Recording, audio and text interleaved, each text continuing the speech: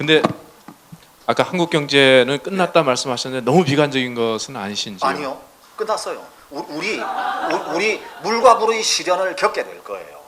물과 물의 시련. 물과 불의 시련을 그렇죠. 겪게 된다니까요. 내년에 여러분, 지금은 아직 여러분들이 웃으시는데 지금 곧 닥칩니다. 곧 닥쳐요. 한국 경제 이제 끝났어요. 흥청망청하던 더 이상 올릴 게 없습니다. 예, 자동차 마지막 조금 남아 있어요. 예? 근데 저기 저 전자 이미 광주에서 있던 그 마지막 저 삼성 그거 다 베트남으로 다 갔어요. 이제 뭐 할 수 있는 방법이 없습니다. 이제는 밑에 이제 계속 올라올 텐데 여러분 그래서 여러분 구조적으로 한국이 지금까지 해왔던 것이 박정희식의 동원 경제입니다.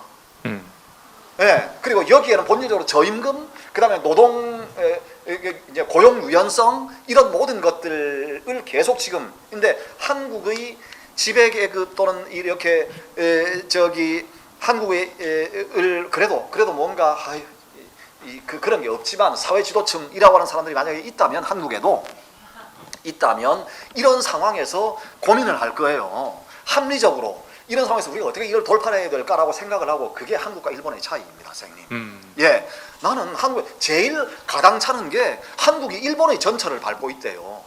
일본 사람들은 잃어버린 20년 동안 안 놀았습니다. 그래서 토요타가 재택근무하는 거예요. 나는 세상에 배워야 될 걸, 그러니까 그 사람들은 역사는 늘 변합니다. 거기도 신자유주의 파고가 몰려오고 그럴 때 어쩔 수도 없이 이렇게 밀고 당기고 하는 과정에서 그 많은 기업도 있고 흥하는 기업도 있고 구조조정도 필요하고 하는 모든 과정에서 야, 이대로 이거 당할 수는 없지. 우리가 우리 나름의 어떤 체제가 있는데 이걸 뭔가 우리 장점을 살리고 나름대로의 경제를 활력을 만들어나기 위해서 뭘 해야 되냐라는 얘기를 20년 동안 우리는 잃어버린이라고 뭐 남의 집에서 그거밖에 안 보여요. 근데 보이지 않는 곳에서 대안을 고민한다니까요. 근데 한국 사회가 그게 없는 사회입니다. 그게 없는 사회예요. 그러니까 그냥 당하는 겁니다. 세월호처럼. 여러분, 늘 당하고 나면 제가 이제 이 말을, 저는 어디 다니면서 그렇게 말을 하죠. 마지막으로 이 말씀 드리고 갈게요. 내년에 박근혜 정부가 정식으로 정상적으로 임기를 마칠 것 같습니까? 아닐 것 같습니까? 10,000원씩 내기 하세요. 학교마다 가셔서. 저는 못 마친다는데 겁니다. 한국 사회는 정상사회가 아니에요. 누가 세월호 같은 사건이 일어날 거라고 상상할 수 있어요? 이 첨단의 대한민국에서. 이게 지금 19세기입니까? 지금 18세기입니까? 이게 말이 됩니까? 예? 근데 그런 일이 나잖아요. 구의역 사고가 나지 않습니까? 사고 나요. 이제 보세요. 올해까지는 견딥니다. 올해까지는 견디는데 87년 30년이 되는 해가 내년인데 못 넘어갑니다. 예. 그리고 우리의 살림 정말 갈수록 힘들어질 거예요. 그래서 선생님들, 왜냐하면 우리가 지금까지 해왔던 경제의 모델을 딴 데서 다 가지고 가서 우리보다 더 잘한다니까요. 근데 이건 우리가 원한다라고 해서 막을 수 있는 일이 아닙니다. 제가 예전에 한진중공업 같은 거 막 이렇게 다른 예로 말씀을 드릴게요. 그때 제가 말씀했던 계속 하던 얘기가, 그거 유럽에서 사양 산업이 된 걸 우리가 가져왔는데 우리한테서 사양 산업이 되는 거, 필리핀 가는 거 누가 막아요? 근데 그 당시에 한국의 진보 진영이 한 일이 뭡니까? 그거 희망버스 간다고 해서 뭐가 달라집니까? 거기 사장 불러가지고 호통친다고 해서 뭐가 달라져요? 누가 그때 그걸 구조적으로 분석을 하고 그것에 대해서 대안을 낸 사람이 아직 아무도 없습니다. 아무도 없어요. 제가 그 말씀을 하시니까 이 말씀만 드리고, 오늘 저도 와서 이제 건져가는 게 있어야 되잖아요. 우리 끝났습니다, 선생님들. 안 끝나기 위한 대안은 하나밖에 없어요. 빌리 엘리어트 영화 보신 분들 많죠? 독일은 어떻게 됐을 것 같아요? 광산이 잘 되고 너무 잘 돼서 한국에서도 수천 명 광부가 갔습니다. 간호원들하고. 독일도 40년 동안에 50만 개의 일자리가 광산에서 다 없어졌어요. 없어졌습니다. 근데 독일은 어떻게 됐을까요? 비슷한 시기에 빌리 엘리어트 저쪽에서는 그러고 있었는데. 이 50만 명 중에 해고된 사람이 단 한 사람도 없었어요.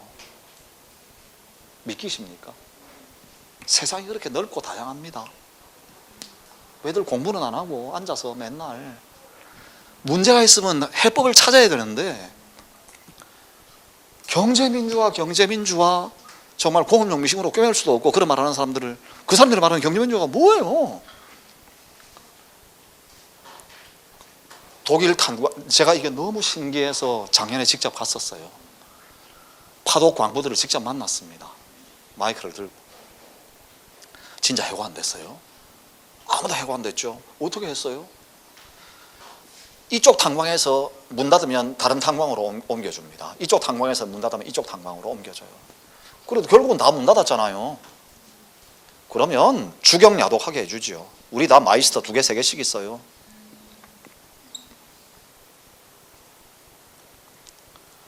기업 예산으로, 나라 예산으로 노동자들을 한 사람도 낙오시키지 않고, 그것도 외국인 노동자 아닙니까? 어디서 온지도 모르는, 그 당시에는 코리아라고 하면 어딘지도 몰라요. 제가 갔을 때도 모르던 나라입니다. 86년에 갔을 때도. 그런 나라에서 온 사람들을 전부 다 교육시켜가지고, 예. 그래서 한 사람도 낙오하지 않게. 그래서 40년 동안 50만 명이 광부 옷은 벗었지만 모두가 다, 지금도 루르 지방은 독일 경제의 중심입니다. 그럼 이 가운데 뭐가 있죠? 뭐가 있냐면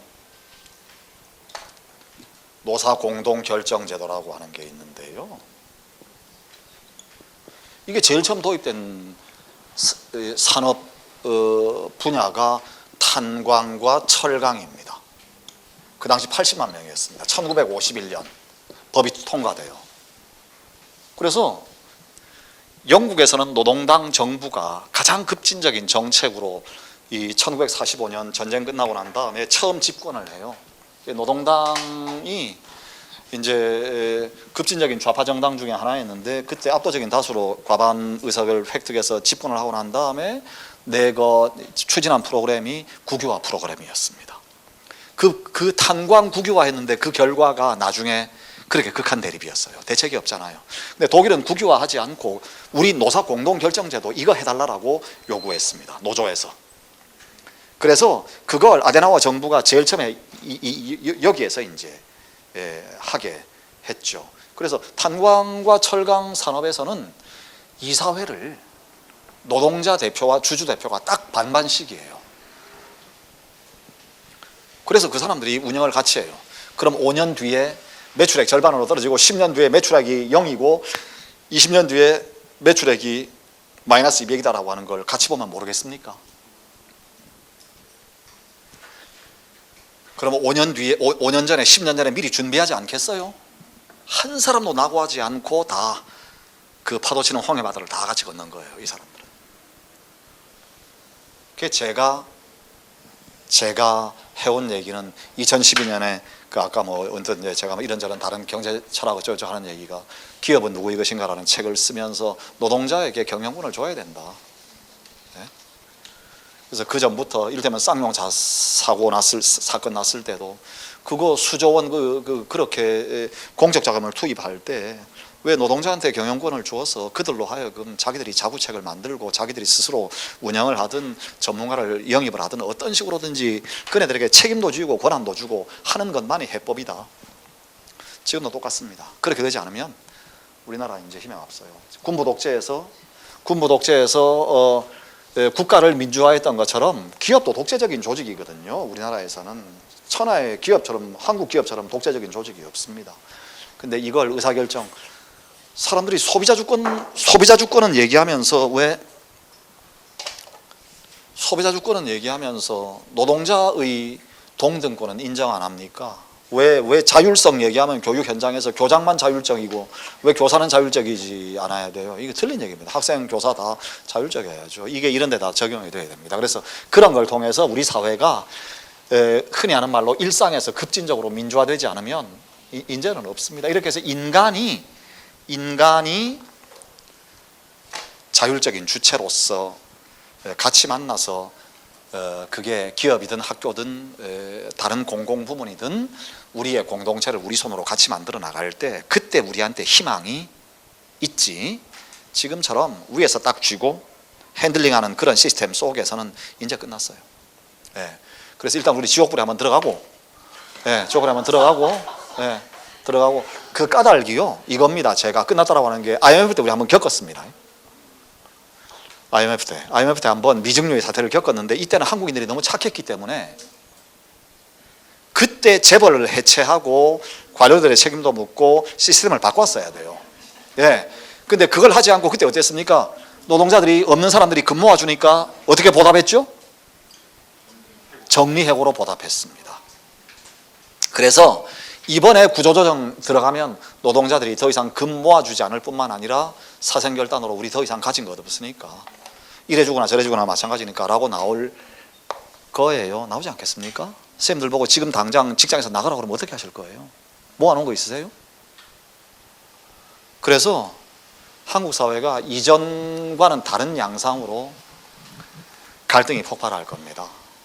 그러나 여러분, 이렇게 하는 것이 이런 과정에서 지금 구조조정에서 야당이 지금 뭐 여소야당이 됐다고 해서 어떤 제안을 하든가요? 어떤 대안을 냅니까? 아무 대안 못 내요. 네, 아무 대안 못 내는데, 그래서 시민들이 스스로 답이 뭐냐? 라고 하는 걸 묻기 시작해야 됩니다. 묻기 시작해야 돼요. 지금까지는 안 묻습니다. 안 묻고 그냥 다 한다고 생각해요. 그냥. 예. 제가 말씀드렸죠. 이거 독일에 이렇게 합니다라고 하는 걸 대한민국 사람들이 누가 알겠어요? 이런 데도 있는데 왜? 예. 일본은 사실은 더 심해요. 일본은 경제경영학 원래 교과서적인 얘기로 법은 이렇게 안 돼 있는데요. 실질적으로 노동자 주권입니다. 일본의 기업 지배구조는. 할 말이 너무 많은데 오늘은 안 할게요. 대표님께서 저를 흥분시켰어요. 제 책임 아닙니다.